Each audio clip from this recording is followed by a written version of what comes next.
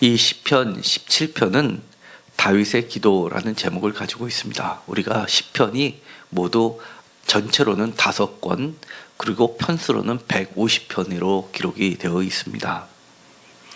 그런데 우리가 흔히 알기로는 시편 하면 모두가 찬양 또는 찬송시 또는 기도 이렇게 알고 있지만, 그 중에서 시편 전체 중에서 기도라는 제목을 가지고 있는 것은 이 17편을 포함해서 90편, 102편, 142편입니다. 그래서 이 17편은 시편 전체 중에서 특별하게 가장 첫 번째 나오는 기도시입니다. 그렇기 때문에 시편 전체의 기도를 대변한다고 할 수 있습니다. 우리가 시편 17편은 그 내용을 들여다보면 아마 모르시는 분이 없습니다. 누구나 다 우리가 올려드리는 기도 가운데 들어가 있을 정도로 들어가 있는 것이 이 17편이기 때문입니다. 대표적으로 17편 8절을 다 같이 읽겠습니다. 나를 눈동자같이 지키시고 주의 날개 그늘 아래 감추사. 아마 최소한 한 번, 솔직히 말하면 수십 번, 최소한 수십 번 아마 이 말씀을 들어봤을 겁니다. 눈동자같이 지켜주옵소서. 정말 이 기도를 대표하는 것에 걸맞도록 우리들의 기도 속에 늘 들어가 있는 이 구절이 바로 17편 8절에 있는 말씀입니다. 나를 눈동자같이 지켜주옵소서라는 내용입니다. 사실 이것은 다윗의 기도라는 제목을 갖고 있어서 다윗이 직접 지었던 것으로 보는 견해들도 있지만 그렇지 않은 경우들도 있습니다. 오히려 다윗에게 바쳐진 노래라고 보는 자들도 있고, 아니면 다윗이 주도해서 또는 다윗을 위하여라고 번역하는 분들도 상당히 있습니다.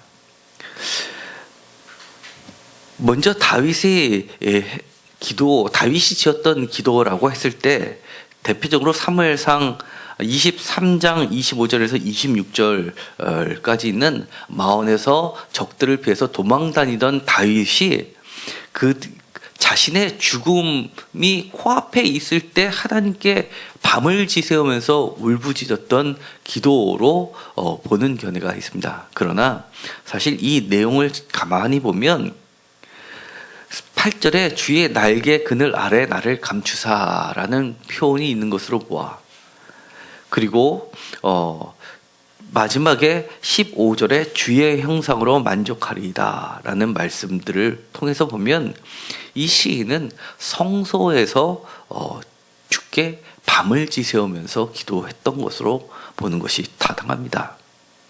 그렇기 때문에 다윗의 훨씬 후대에서 최종적인 것이 지어졌다고 할 수 있습니다.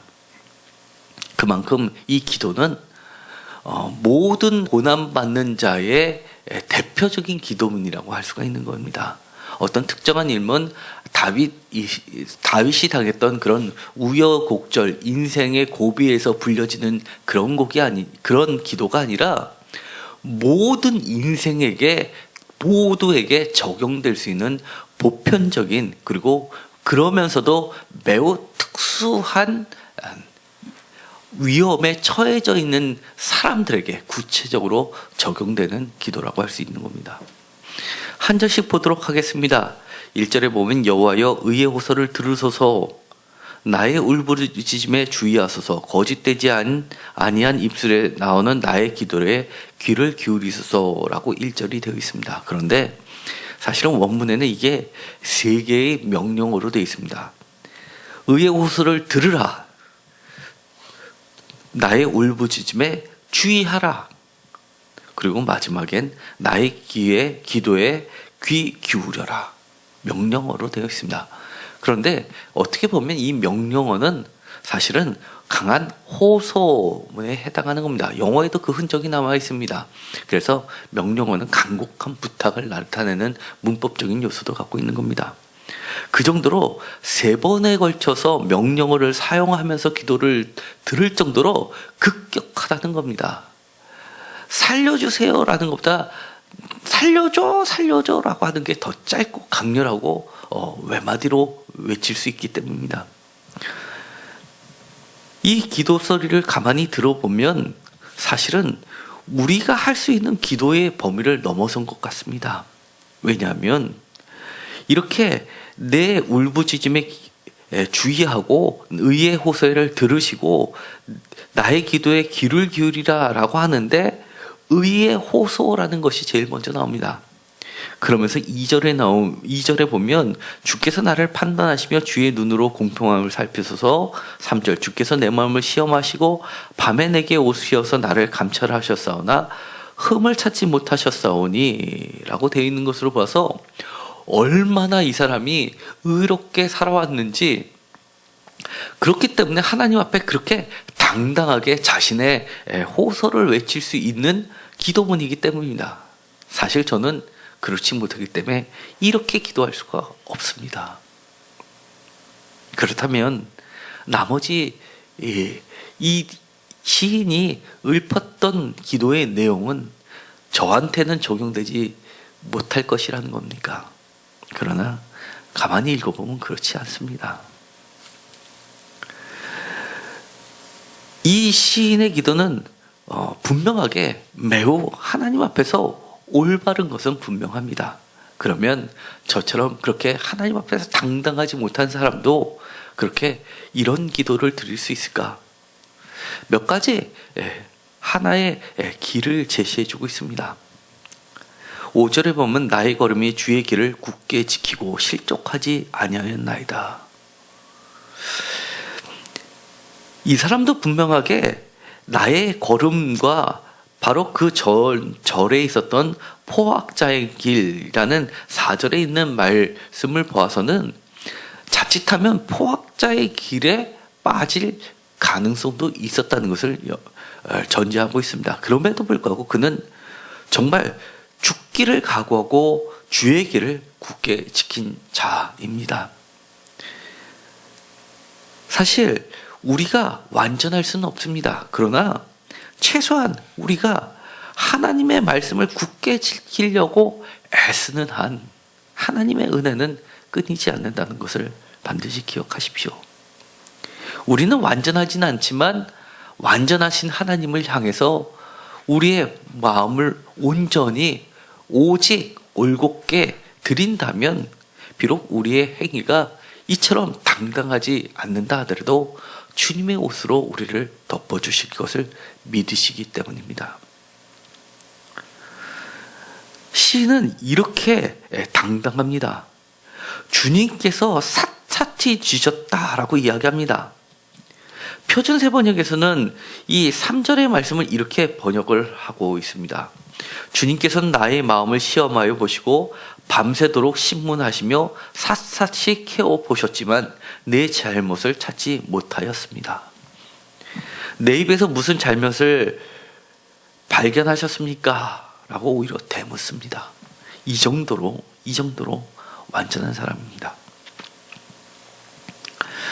이 시인은 분명하게 자신의 입술을 가지고 하나님께 이야기를 합니다. 그런데 이 시를 가만히 보면 시인의 입만이 나와 있는 것이 아닙니다. 그의 입이 이렇게 당당할 수 있는 것 바로 4절의 말씀입니다. 사람의 행사로 논하면이라고 전자를 깔고 있습니다. 하나님의 입장에서 하나님의 일로서 논하는 것이 아니라는 겁니다. 하나님의 행사로 논하자면 어찌 하나님 앞에 쓸 수 있는 사람이, 이렇게 대물을 수 있는 사람이 어디 있겠습니까? 그럼에도 불구하고 사람의 행사로 논하면 나는 주의 입술의 말씀을 따라 스스로 삼가서라고 이야기합니다. 이것이 매우 중요한 이야기입니다. 우리 입술이 하나님 앞에서 당당할 수 있는 이유 딱 하나입니다. 주님의 말씀을 우리 입에 담을 때 우리는 나의 말이 아니라 하나님의 말이 되는 겁니다. 입이 나옵니다. 바로 나의 입과 하나님의 입을 대조시키고 있습니다. 뿐만 아닙니다. 이 시인의 대적자, 여기서는 사람으로 나오지만 사실은 여러 가지 제도도 될 수 있고 환경도 될 수 있고 여러 가지 그를 둘러싸고 있는 그가 넘지 못할 그런 벽도 해당한다고 할 수 있습니다. 그런데 그것을 모두 의인화해서 10절에 보면 그들의 입이라고 이야기합니다.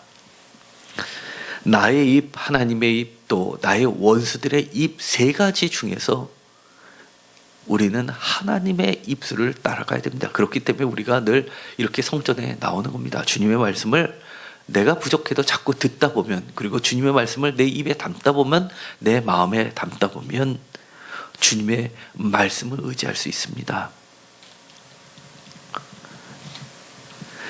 1절에도 이러한 이야기가 계속됩니다. 이 말은 울부짖음이 되었습니다. 1절에 보면 나의 울부짖음이라고 이야기합니다. 그리고 입술에서 나오는 나의 기도가 됩니다. 울부짖음, 입술, 말, 입, 이 모든 것이 서로 관통하고 있습니다. 뿐만 아닙니다. 입만을 이야기하는 것이 아니라 눈에 대해서도 이야기합니다. 보시옵소서라고 이야기합니다. 주의 눈으로 공평함을 살피소서, 살펴달라고, 주의 눈으로 살펴달라고 이야기합니다. 반면에 그들의 눈은 어떻습니까?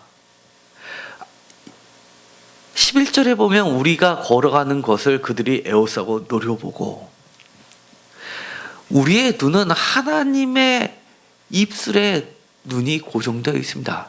주님의 형상에 눈이 고정되어 있습니다.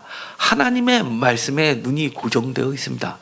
하나님의 교회의 성전에 우리의 눈이 고정되어 있는 반면에 그들의 눈은 우리의 길을 노려보고 있다는 겁니다. 우리가 끝까지 하나님에 향하여 우리의 눈을 고정시킨다면 15절에 결론적으로 이렇게 이야기합니다. 깰 때에 아침이 되었습니다.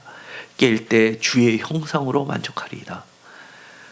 깰 때 우리의 눈이 하나님께 고정되어 있다면 우리의 눈이 열려서 주의 형상을 보게 된다는 겁니다. 15절에 표준세 번역은 매우 멋지게 번역을 해놨습니다. 15절에 이렇게 되어 있습니다. 나는 떳떳하게 주님의 얼굴을 뵙겠습니다. 깨어나서 주님의 모습 배울 때 주님과 함께 있는 것만으로도 내게 기쁨이 넘칠 것입니다. 얼마나 멋진 이야기입니까?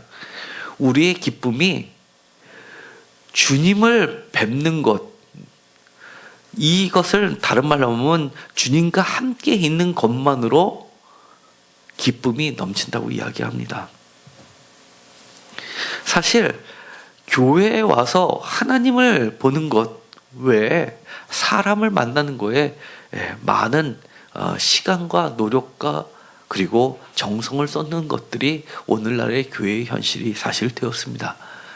사랑을 나눈다는 명목하에 하나님의 말씀은 많이 뒷전으로 밀려가는 것을 보면서 사실 안타깝다라는 생각이 듭니다. 다 필요합니다만 순서는 결코 바뀌면 안 됩니다.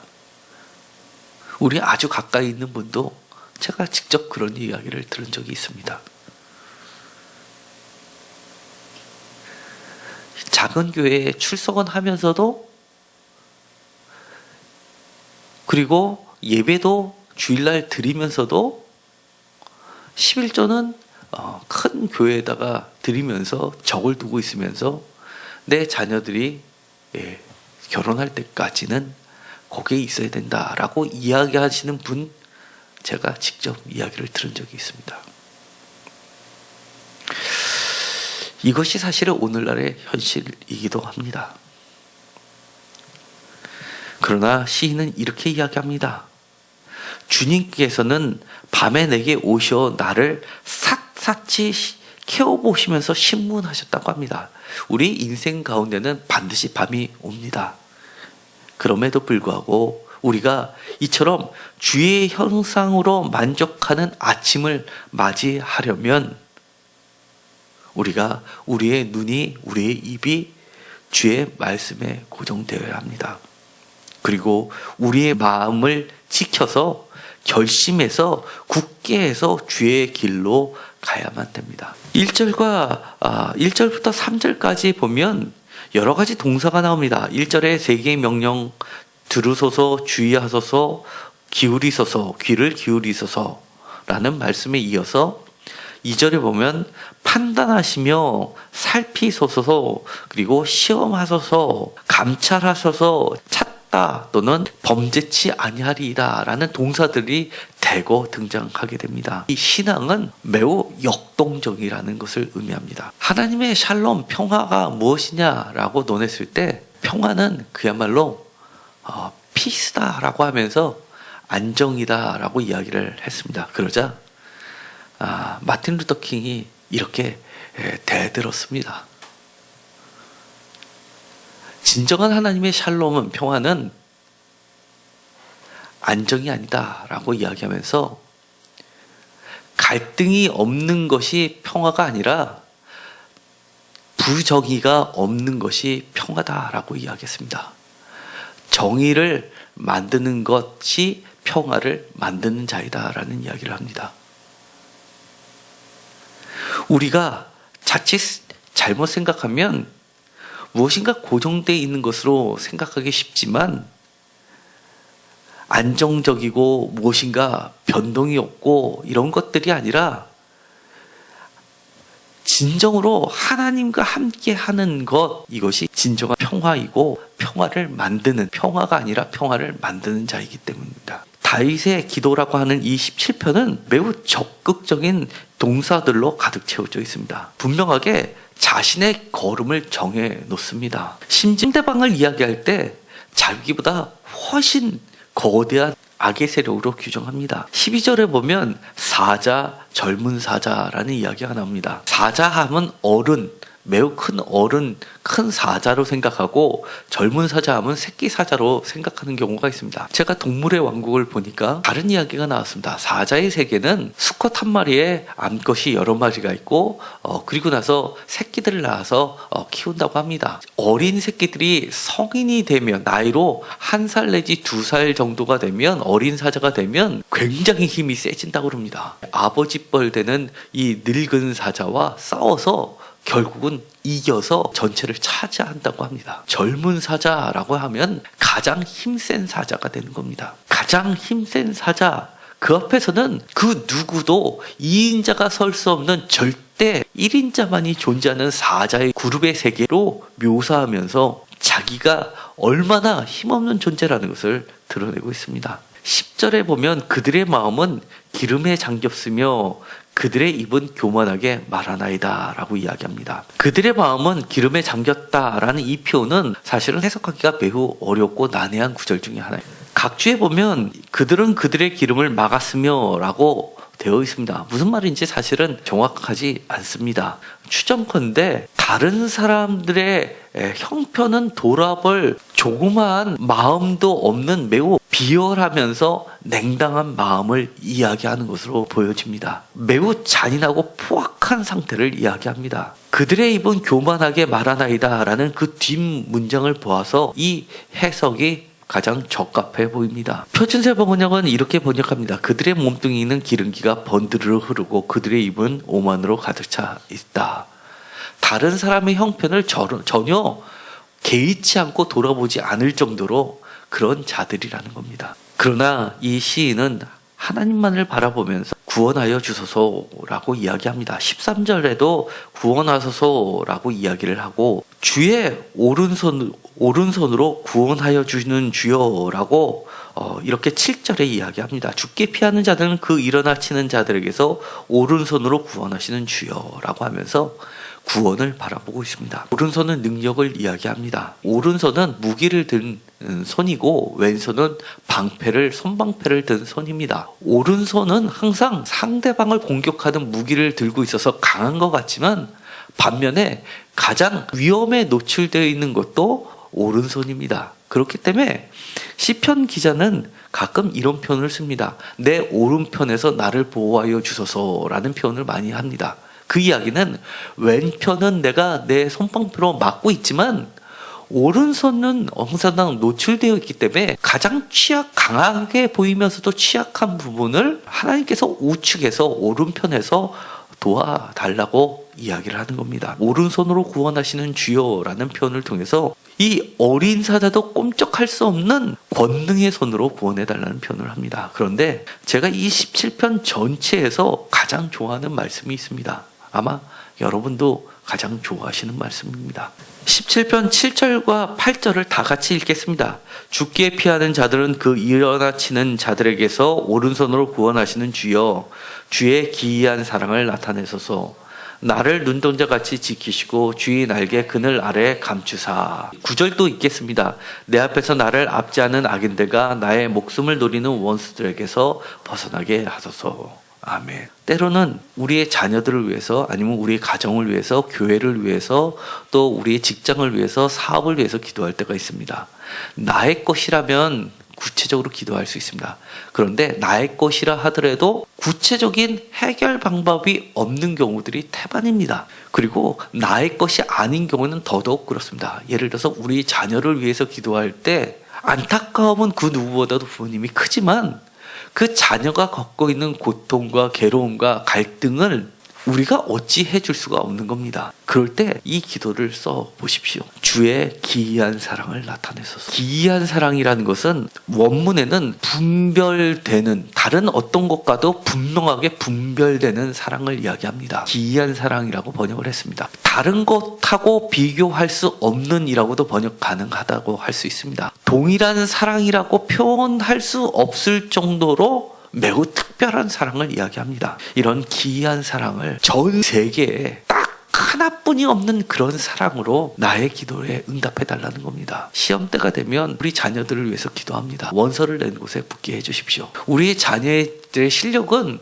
그것과 굉장한 차이를 두는 경우들이 많이 있습니다. 그것보다도 더 근본적인 기도, 문제 하나를 더 맡아서 붙냐 안 붙느냐, 그것보다도 주의 기이한 사랑을 우리의 자녀에게 나타나게 해달라고 기도하는 것이 가장 완벽한 기도 제목이 아닐까라고 생각합니다. 내가 그 다음에 어떤 묘수를 알면 뭐 하겠습니까? 몰라도, 우리가 구체적인 내용을 몰라도 하나님이 알아서 최고의 것으로, 세상에 두 개도 없는, 단 하나뿐이 없는 최고의 그런 사랑으로 우리 자녀들을 채워주신다면 저는 그 형태가 무엇이든 간에 더 이상 바랄 게 없을 것 같습니다. 주의 기이한 사랑을 나타내소서. 아마 8절의 그 기이한 사랑을 표현할 길이 없어서 이렇게 표현하지 않았을까 봅니다. 나를 눈동자같이 지키시고. 사람의 몸 중에서 가장 반사신경이 뛰어난 것이 눈동자라는 이야기를 제가 들은 적이 있습니다. 눈동자같이 지켜주시기만 한다면,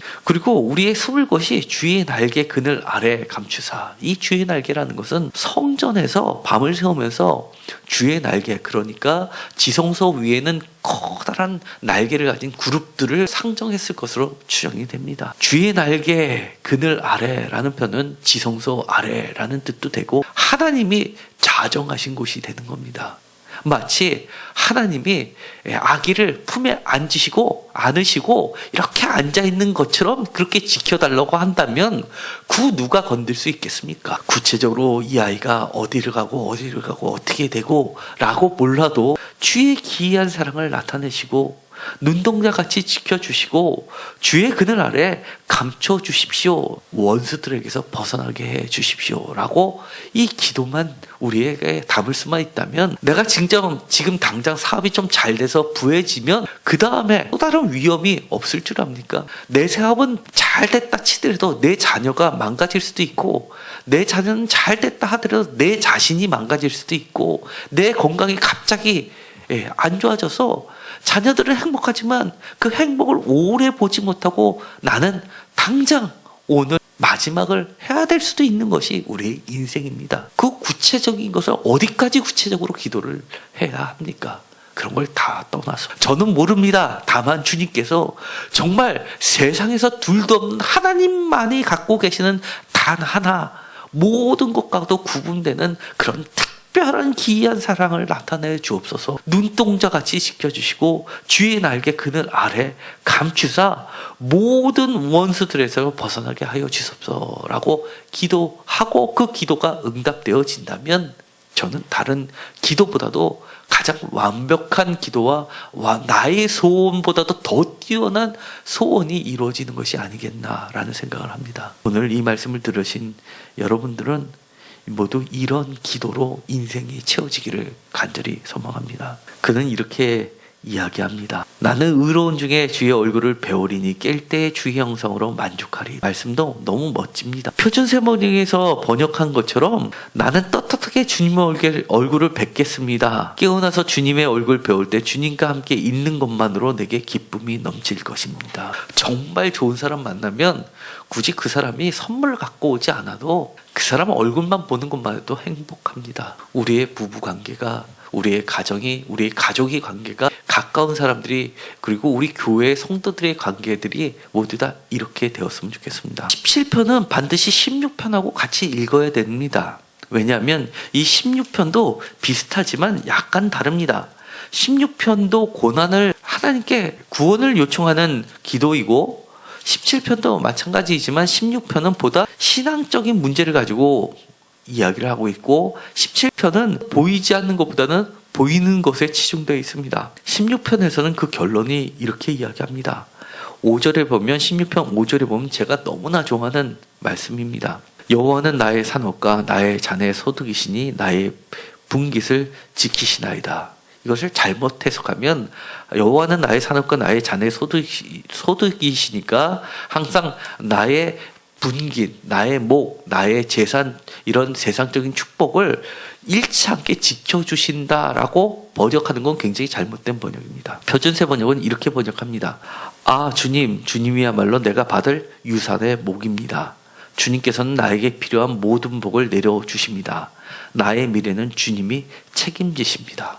이것이 보다 원문에 가까운 해설이라고 할 수 있습니다. 나의 분깃을 지키시나이다 라는 이 이야기는 나의 미래까지도 주님께 있습니다 라는 표현입니다. 여호와는 나의 산업과 나의 자네의 소득이시다 라는 말은 내가 진짜 원하는 나의 유산은 세상이 갖다주는 어떤 부, 명예 그런 것들이 아니라 주님만이 나의 유산이다 라고 이야기하는 겁니다. 마치 17장 15절에 표현하는 것과 비슷하다고 할 수 있습니다. 깰 때의 주의 형상으로 만족하리나이다 라는 표현하고 일맥상통한다고 할 수 있습니다. 얼마나 멋집니까? 오늘 이곳에 나오신 분들 특별히 저녁 때 나오셨습니다. 시인도 해가 지고 깜깜할 때 주님의 성소로 나온 겁니다. 3절에 밤에 내게 오시오. 인생의 밤을 이야기할 수도 있지만 시간적 밤도 됩니다. 수예배를 마치시고 다른 사람에게 말하기 어려운 것들, 내 속에 있는 그런 슬픔을, 안타까움을 내가 어떻게 더 해주고 싶은데 해줄 수 없는 것들을 하나님께 기도하면서 주님이 마련해 주시는 아침을 기대하시기를 반드시 축원드립니다. 정말 15절에 있는 것처럼 깰 때 아침에 주님의 얼굴을 뵙게 되기를 축원드립니다. 기도하고 마치기로 하겠습니다. 하나님 감사합니다. 우리가 정말 답답한 심정으로 인생이 밤에 찾아온 것처럼 이 밤에 이곳에 나와서 주의 성전에서 주님께 간구를 드립니다. 우리는 이렇게 시인처럼 당당하지는 못하지만 주님의 말씀을 의지하여 주님께 나아갑니다. 주님의 말씀이 우리 입술에 담아질 때 그때 나의 입술이 대적의 입술하고 다르다는 것 주님께서 알려주셨습니다. 그때 주님께서 우리에게 기이한 사랑을 나타내 주실 것이라 믿습니다. 눈동자처럼 지켜주실 줄 믿습니다. 우리의 분깃은 오직 주님뿐입니다. 모든 원수들로부터 구원하여 주옵소서. 우리가 이 밤이 지나서 깰 때 주님의 형상으로 만족하게 하여 주옵소서. 예수 그리스도의 이름으로 기도드렸습니다. 아멘.